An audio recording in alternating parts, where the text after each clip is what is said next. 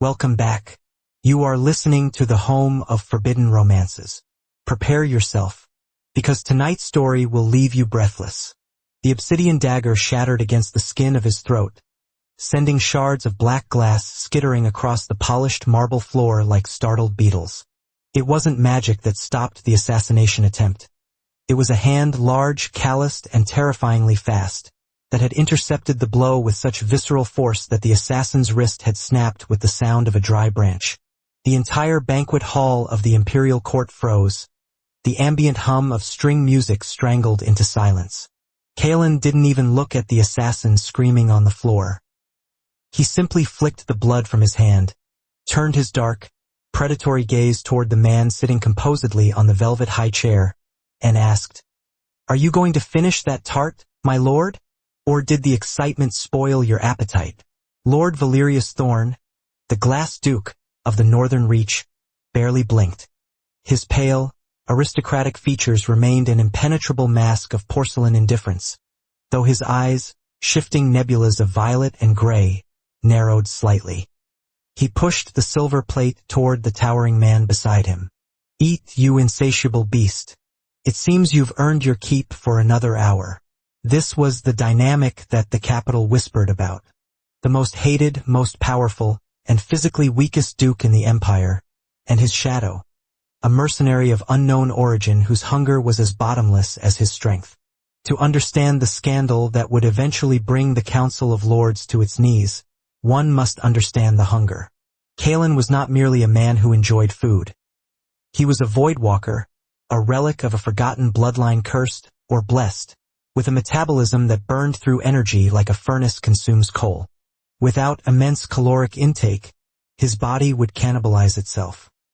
He had spent his life as a jagged, starving thing, fighting in the mud pits of the outer rim for scraps of moldy bread.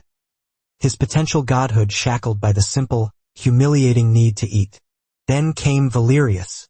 They had met in a tavern that smelled of stale ale and despair. Kalen had been tossed out for stealing a roast chicken. Valerius, draped in furs that cost more than the tavern itself, had watched him from a carriage window. The Duke needed a shield. Not a knight bound by honor, but a monster bound by necessity. "I will feed you," Valerius had said, his voice a silken thread cutting through the rain. "Anything you want, as much as you want. In exchange, you ensure that my heart keeps beating." It was a transaction. Cold. Simple. Or so it seemed. 3 months later, the transaction had warped into something unrecognizable.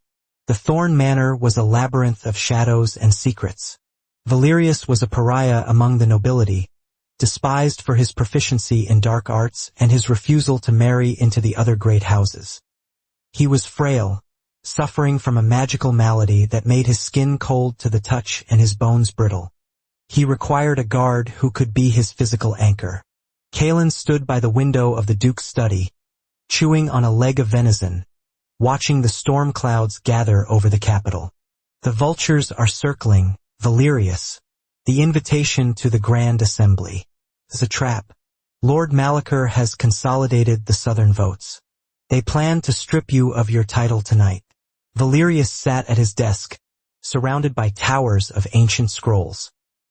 He looked exhausted, the violet circles under his eyes dark against his pallid skin. "I am aware, Kalen. Malachor desires the mana wells beneath my estate. He believes that if he humiliates me publicly, the Emperor will have no choice but to intervene." "We shouldn't go," Kalen grunted, tossing the bone into the fire. He walked over to the desk, his massive frame casting a shadow over the slight Duke. "I can kill Malachor tonight. Easy. No politics. Just a broken neck." Valerius looked up, a rare, faint smile touching his lips. It was sharp, dangerous. "And turn me into a fugitive? No. We play the game, Kalen. But tonight, I intend to change the rules." "How?" Valerius stood up. He swayed, a sudden wave of vertigo hitting him. Kalen was there instantly, his arm wrapping around Valerius's waist to steady him. The contact was electric. For anyone else, touching Valerius was painful. His skin leached heat. But for Kalen, the Voidwalker, the cold was soothing. It fed the fire inside him. "You are warm," Valerius whispered, leaning into the mercenary's chest. A moment of weakness he would never show the world. "You are freezing," Kalen rumbled, tightening his grip. "You've been using too much magic. You're empty." "Then lend me your strength," Valerius murmured, looking up, his gaze locking with Kalen's. "Tonight, at the assembly, you will not stand behind me. You will stand beside me." Kalen frowned. "I'm a guard. A hired sword. The lords won't allow a mongrel on the dais." "Let them freak out," Valerius hissed, his eyes flashing with a sudden, manic brilliance. "Let them scream. Tonight, I claim what is mine." The Grand Assembly Hall was a cavernous dome of gold and white marble, filled with the suffocating scent of perfumes and hypocrisy. Hundreds of nobles in their finest silks watched as Valerius entered.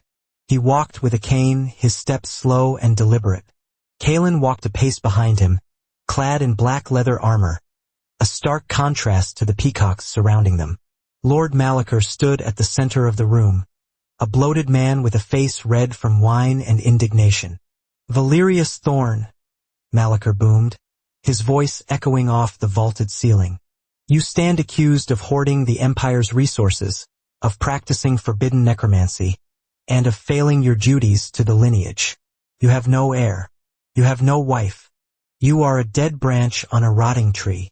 Murmurs of agreement rippled through the crowd. "The council moves to dissolve your house," Malachor sneered, gesturing to the scribes. "Your lands will be divided, your title revoked, unless you can present a bonded partner of noble blood to share your burden, as per the ancient laws." It was a technicality, a loophole designed to crush him. Everyone knew Valerius was unlovable, untouchable, too cursed to bond with anyone. Valerius stood in the center of the floor, looking small and fragile. He tapped his cane against the marble. Silence fell. "A partner," Valerius mused, his voice quiet but carrying to every corner of the room. "You cite the ancient laws, Malachor, laws that predate your bloodline by centuries.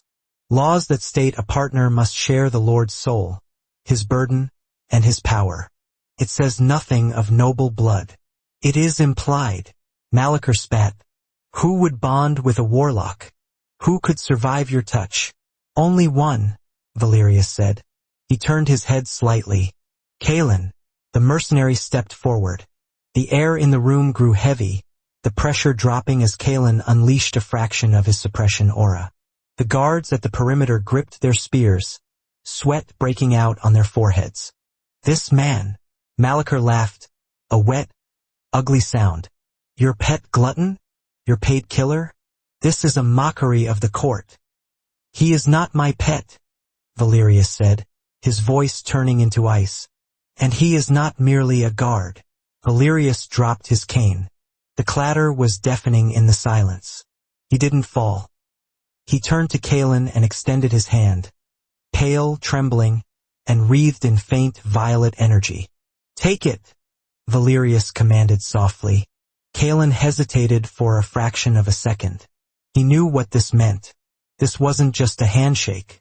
In their world, a public joining of hands between a mage and a warrior in the High Court was a binding ritual. It was a declaration of shared fate, of souls knotted together. It was a marriage in everything but name and often more binding than marriage. Kalen reached out. When his rough, scarred hand closed over Valerius's slender fingers, a shockwave blasted through the hall. Boom! Violet fire erupted from their joined hands, spiraling up their arms. The floor beneath them cracked. The lords gasped, shielding their eyes. Kalen felt the drain immediately. Valerius was pouring his excess, chaotic magic into him.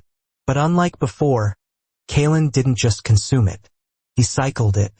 He pushed his own physical vitality back into Valerius. It was a perfect circuit. The Glass Duke and the Void Walker. Valerius's skin flushed with color. His eyes glowed. He looked taller, terrifyingly majestic. "He eats the poison you call magic," Valerius announced, his voice amplified by the power surging between them. He sustains me. I empower him. By the ancient laws, a bond of soul and vitality supersedes blood. This is heresy, Malachor shrieked, pointing a shaking finger. He is a peasant, a filth eater. He is my partner, Valerius roared, the sound hitting the crowd like a physical blow, and the co-regent of the Northern Reach. Speak against him, and you speak against me. Valerius tightened his grip on Kaelin's hand, pulling him closer until their shoulders brushed. He looked up at Kaelin, his eyes shining with a fierce, possessive adoration that he had hidden for months. And frankly, Lord Malachor, he is still hungry. Kaelin grinned. It was a feral, terrifying expression. He looked at Malachor not as a lord, but as a potential snack. I am, Kaelin growled, his free hand resting on the hilt of his greatsword. And I hate being interrupted during dinner. The panic that ensued was absolute. Lords scrambled over each other to retract their accusations. The scribes frantically crossed out lines on their parchments. Malachor turned pale, realizing he had just cornered a wolf and a dragon in the same room. Later, in the safety of the carriage speeding away from the chaos, the adrenaline began to fade. Valerius slumped against the velvet cushions, breathless, but for the first time in years he wasn't cold. He looked at his hand, still intertwined with Kaelin's. He made no move to pull away. You realize what you've done? Kaelin asked, his thumb tracing the delicate veins on the back of Valerius's hand. You've tied yourself to a street rat. There's no going back. The history books will call you mad. Valerius turned his head, resting his cheek against the cool glass of the window, watching the city lights blur. Let them talk. I was dying, Kaelin, slowly freezing from the inside out. You are the only fire that doesn't burn me. He looked back at the mercenary, his gaze soft, vulnerable. I didn't do it just for the politics. Kaelin stared at him, the harsh lines of his face softening. He lifted Valerius's hand to his lips, kissing the knuckles, a gesture of reverence that shocked them both. I know, Kaelin whispered. I stopped eating for the money months ago, Val. Oh, Valerius raised an eyebrow, a hint of his old arrogance returning. Then why do you stay? Kaelin leaned in, his voice a low rumble that vibrated through Valerius's chest. Because, little lord, you taste better than anything else in this world. And that is how the glutton devoured the heart of the Glass Duke. If you enjoyed seeing Kaelin silence the court with a single look, destroy that like button. And tell me in the comments, would you risk your reputation and title for a love the world calls forbidden? I'll be reading your answers. Subscribe for the next chapter. Until then,